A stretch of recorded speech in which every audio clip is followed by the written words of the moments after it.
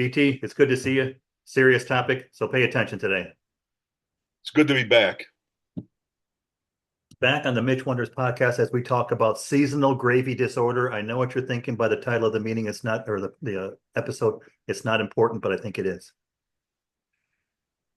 Yeah, I looked in the medical journals, all of them, and I guess that's a thing. It damn well better not be.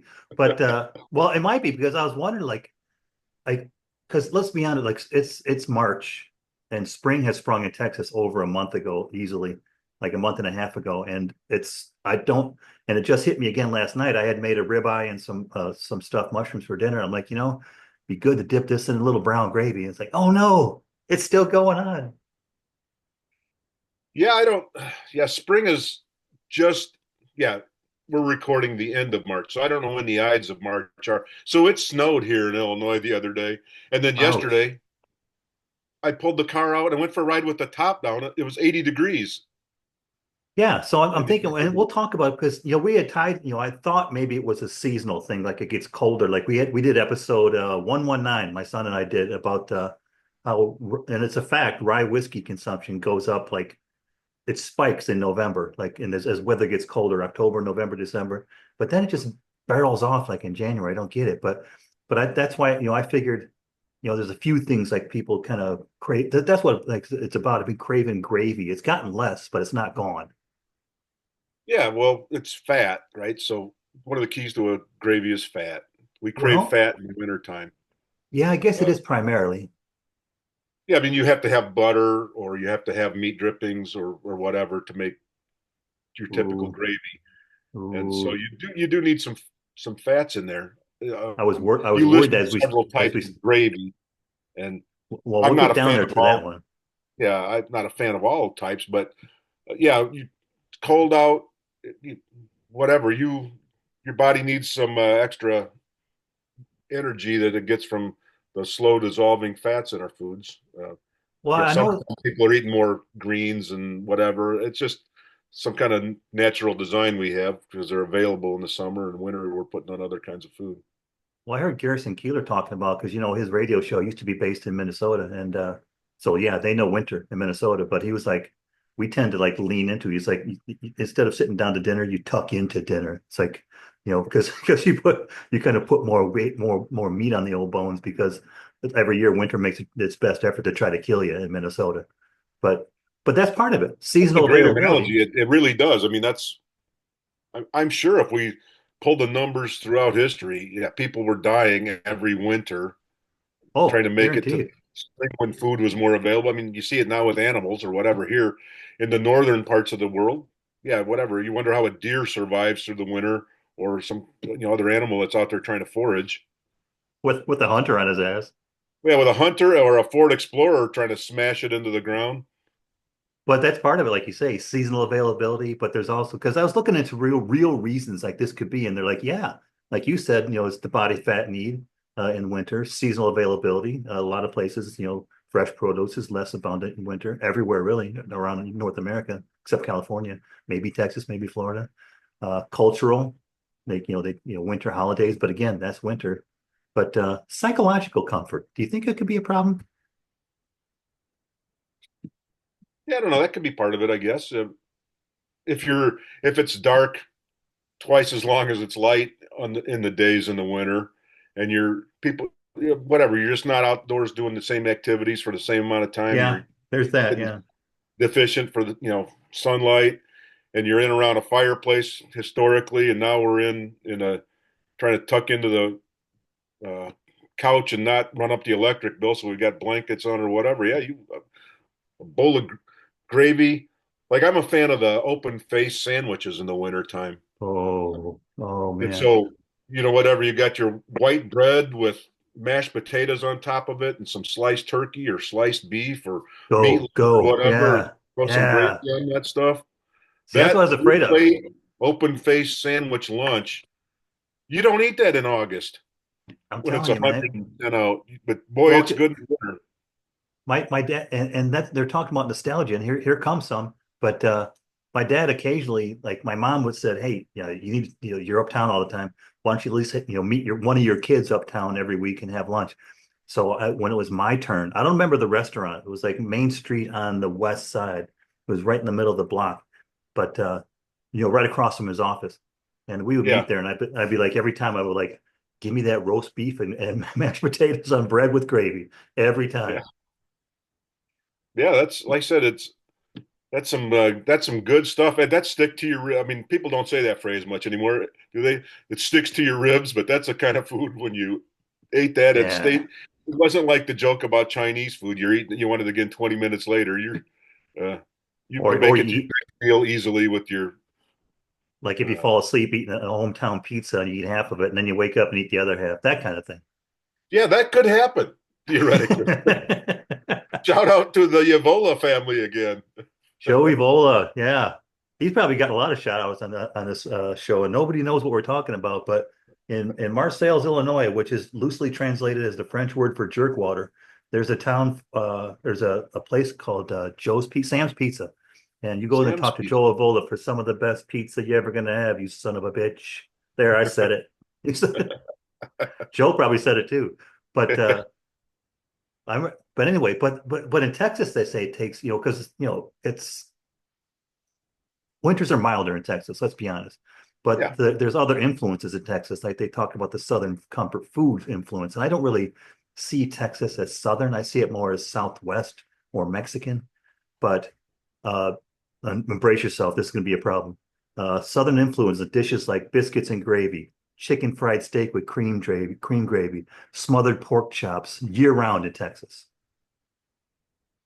Yeah. Do you find yourself having that more or less in the summer, or would you say it stays in your route about the same frequency? Well, I think it's more those types of dishes in the winter, but we'll talk. There's adaptations that Texas has made for the warm weather, and I'll tell you one thing I've learned and I've seen in Texas firsthand a couple times. Like I went to the Bluebird Diner up in Marble Falls, supposed to be one of the best diners in Texas, and I ordered my breakfast, biscuits and gravy with a side order of scrambled eggs, and they give you a side order gravy. I'm like, huh, that's curious. Then I went to this other place, like out eat by Mesquite, Texas, out east of Dallas, and I had dinner one time. I ordered liver and onions, and it came smothered in gravy and a side dish of gravy. So I'm like, I could get down with this. Yeah, it's that's a lot of extra calories in gravy if Yeah, but if you're I'm not doing fine with that. If we can't we don't need to watch our calories all the time, right? I mean, if you're eating gravy 3 times a day on, you know, there's a problem. There's a yeah, problem. Yeah. you probably have a problem unless you're a cow puncher or something and you're out there burning it off uh, all day I, long. But I I literally see punching cows when you say that. I feel bad for the what do you call those weak-minded vegetarians, vegans. So I don't know. Is there a vegetable gravy that you put on your vegetables? I Oh, think, that's a good point. yeah, I don't know. Well, you could because you're making it well, if as long as it's not vegan but vegetarian, you could make it with butter. But yeah. creamed what? I don't know. Well, yeah. Those people don't put butter on there. They vegetable oil gravy or something. I don't know. Well, you'd be They're surprised. sick. They need to see a shrink. You'd be surprised how you make cream gravy for chicken fried steak. I'll show you one time.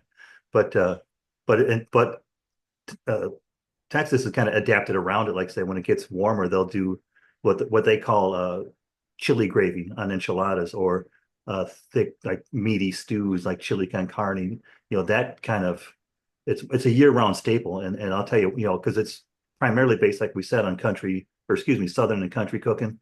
Uh, yeah, we talked about biscuits and gravy and but barbecue and smothered meats, Tex-Mex and chili gravy.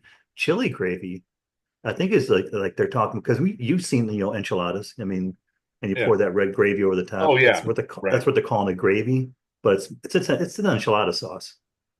Well, the Italians, whatever. The red sauce is gravy too. Sunday gravy has a meat I and knew that was going to come up, and I haven't made that in so long. Meatballs with tomato gravy, but there's a yeah. difference between tomato sauce and tomato gravy. Um, yeah. So making the Sunday gravy, but yeah, I'm so I will be honest. Probably my favorite gravy that I could eat most frequently would be sausage gravy, with pork sausage in the morning. A cast iron skillet, you've cooked your sausage up and you're having your eggs, Hmm. some not homemade biscuits, the Pillsbury Grands or whatever, some big biscuits, some flaky, buttery biscuits. Uh, You- Well, honestly, if you could get Popeyes biscuits, Popeyes fried chicken, I love their what are those, shortbread biscuits or something? what about you've been around the country? What about Bojangles? Don't like their I I like their biscuits. I don't like their red beans. Uh, but I have no problem with Bojangles. And they have What? that red cheerwine or whatever it's called soda there, that red stuff, I like don't know. cherry cola, whatever. But when I went down to Virginia to work, like one of the first times I got in an office with talking to the people and just hanging out. They're native Virginians, I guess. But I got down there and they're like, you got to try this, you got to try that. And one, I can't remember his name. I almost guarantee he was stoned almost every day. But he was like, it was like maybe 10 o'clock in the morning. And he's like, oh, you got to try Bojangles chicken biscuits. I'm like, what's that? And next thing I know, he was gone. He was just gone. He went over to Bojangles and got us all chicken biscuits. And they were damn good, but I don't need to eat. I mean, Yeah. I haven't had one since. Yeah, I was thrown a little bit when you were talking about chili gravy. I wasn't thinking of chili peppers. I was thinking of like what you have when around here. If you get There's places that serve your French fries once in a while, and they'll throw chili all over the top of it, Oh yeah, that's living. cheese, and that's pretty good stuff. And That's then living. parts of the country, I think around the Seattle area, and then up in the maybe Minnesota and Wisconsin or Michigan, have that poutine. That's a Canadian thing. Yeah, so it's you got cheese and gravy on stuff. Uh, Yeah, that's actually cheese curds, and like you're like, Cheese curds. you can take a bite and get some gravy and tater and get that cheese curd, and you're like, I'm dying. But this Yeah, is this is good.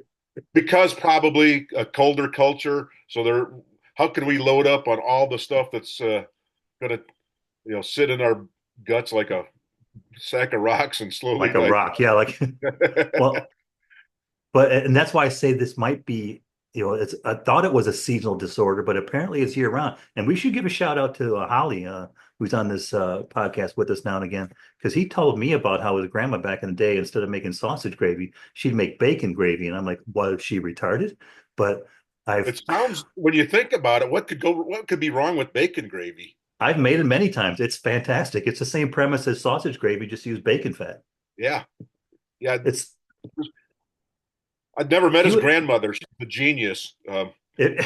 Now I want to know how's your grandpa doing? Is he still around? I mean, but if you should commit some time this weekend to making it. But you talked about the chilies in Texas, and I'll give you the top five. And one of them is going to blow your doors off. I'm going to warn you right now, so be ready for it.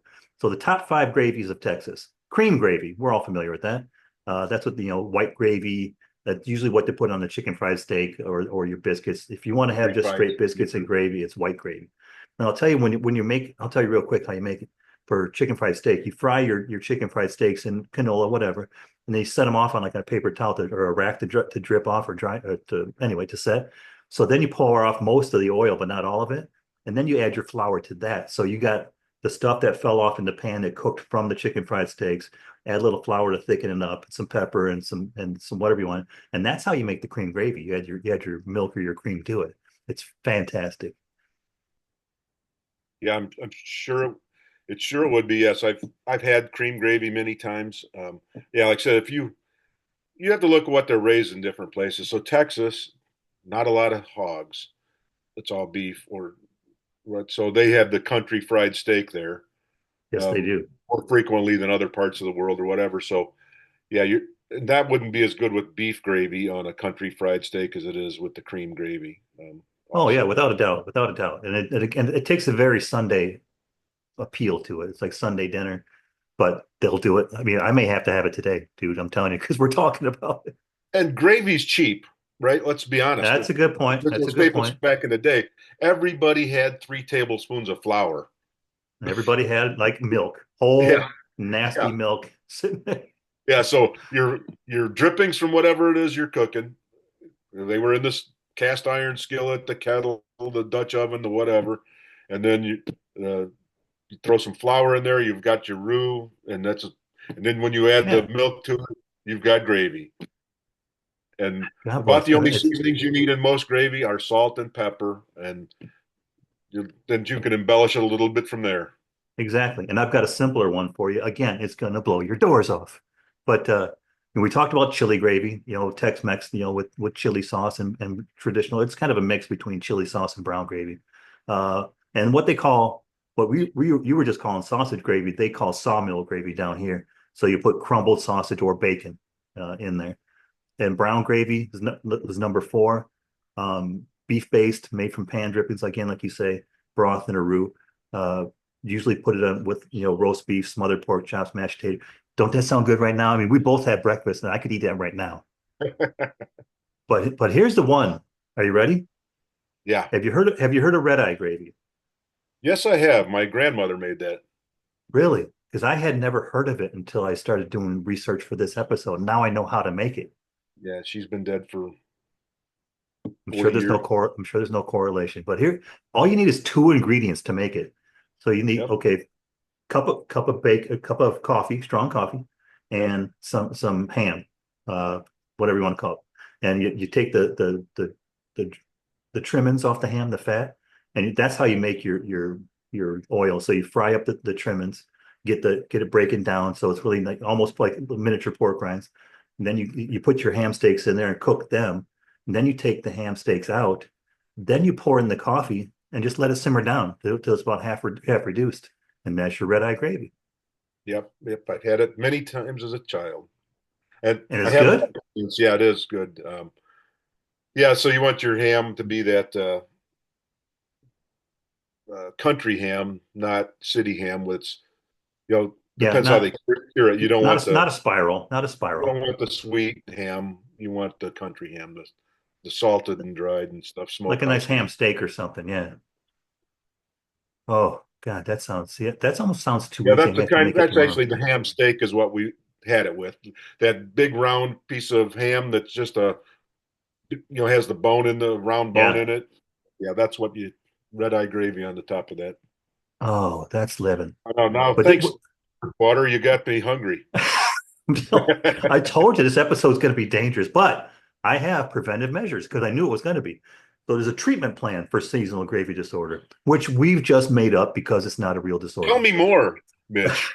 One preventive measure, keep a steady supply around. Hey, keep it so no problem. Okay.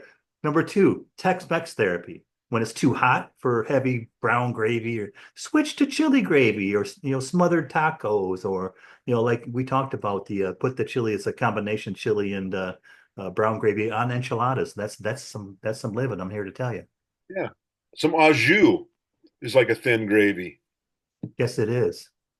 And I'm Catholic, so I don't know if anyway. So We've never had. if you're in Chicagoland, get you some roast beef and dip it. You'll get it wet. Yes. Yes. Oh, that sounds good. See, this is a problem. This is a problem because we do this a lot. And we've talked, like when we did the barbecue episode you and I did a while too long ago. We should do another one. I had to have barbecue that night. And trust me, it's around. But okay, here's a serious tip. Right? Some say water is the key to health. Well, let's be honest. Gravy's mostly liquid, right? So stay Yeah. hydrated with gravy. That's it. That's that's part of your that's part of your treatment Yeah, plan. I'm sure the Arabs, as they used to when they were going through the Oh, desert back in the day, oh yeah. oh, is that an oasis? No, it's a gravy stop. Fucking A. I'm gonna dip my face right in that hot shit and drink to my fill. Okay, how about barbecue integration? In the heat of summer, pivot to barbecue style gravies, drippings based sauces, stuff like that that give you a richness of gravy, but fit summer cookouts because we're coming into the season. I'm trying Yeah, to help you out here. there we Okay. go. Okay. So it sounds like we're not getting any better here, even though we're down to tip number five. So tip number five is the emergency protocol. I'm If symptoms listening. If symptoms worsen, uncontrolled cravings, daydreams of smothered dishes, immediately consume mashed potatoes with a ladle of gravy. No, that's the emergency. So always have, and I don't know about you, because it makes me laugh every time I see it. But my favorite brand name is Idahoan Instant Potatoes. And when I broke Yeah, my jaw back they're in not 2020, terrible. they're probably the best Yeah, of the they've instant. got multiple, yeah, loaded baked potato version or whatever. They've got Oh, several with some cheesy. They're good. I'm telling you, when I broke my jaw in 2020, I lived on that, and I was talking to a beautiful young lady from the Illinois Valley, from Utica, Anna. If you're listening, you know who I'm talking about. But we were talking about it, and she wait, let's do it again. Anna, are you listening?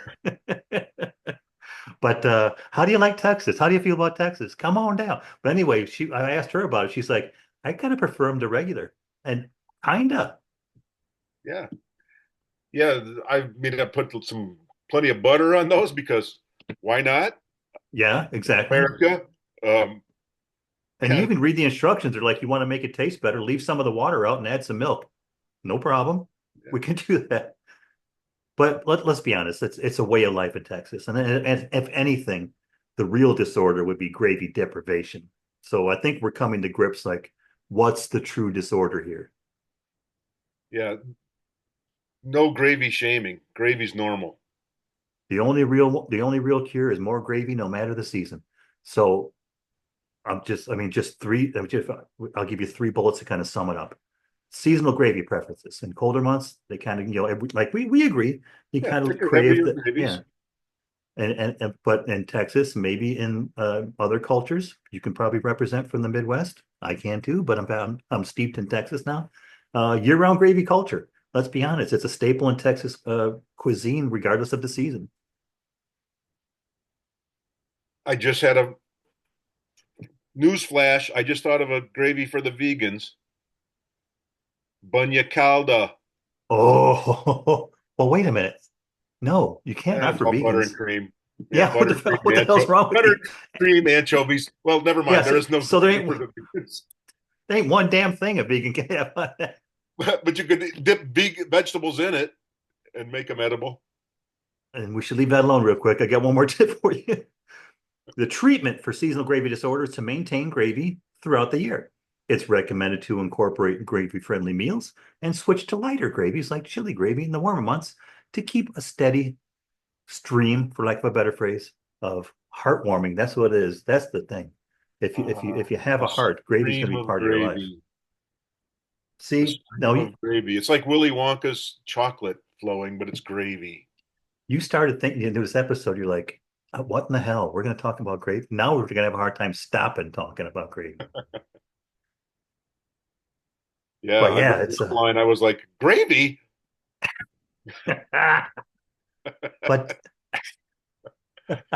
see, that's why Idaho and potatoes make me laugh, is because like Idaho, it's like okay, that's kind of funny. Yeah, we put the hoe in Idaho. See, we put the hoe in Mr. Mashed Potatoes. And no offense, I mean Anna, that's not what we were talking about. That's not why that came up. The hoe and Hogan's. Oh, here we go. Now we're back. Anyway, but there it is. So we talked out. Thank you, DT. By the way, I was really kind of concerned because, like I said last night, I just made a good ribeye and some stuff, mushrooms on it. That should be enough for any one person. And I was thinking, a nice little bowl, a nice little side dish of gravy to dip this ribeye in would be fantastic, and it would have been, right? Yeah, there's nothing wrong with that. I But yeah, like it. thank you. I like it on my baked potato too, once in a while. Oh Just yeah, don't. let the gravy go wherever it goes. Well, baked potatoes are basically a vehicle. So it's like a vehicle for butter, a vehicle for gravy, cheese. Oh, maybe we may need to do a baked potato addendum, a seasonal baked potato disorder, Yeah, it's there's the possibilities are limitless. especially in our narrow-minded world. But DT, thank you very much for talking it out with me. It was great getting back in touch with you, and I knew I could count on you to help me out with this. I've got to get something going for dinner today. I have to run up to the HEB and get something gravy associated. Gravy centric, yeah, some sort of Gravy gravy. centric. Thank you for letting me off the hook. All right, Well, DT. yeah, have a great day. Thanks for listening, folks. And it's Yeah, good to be thanks for on. supporting us all this time. And if you want to help us with this gravy thing, Mitch Wonder or Venmo at Mitch Wonders, toss a couple of jelly beans in the jar and support my addiction. Yeah, and if you've got some gravy recipes that we haven't thought of, send them on, forward them on to Mitch Wonders, mitchwonders.com. Mitch at mitchwonders.com, and they'll get right to us. So thank you, DT. We'll talk to you next time and have a great day.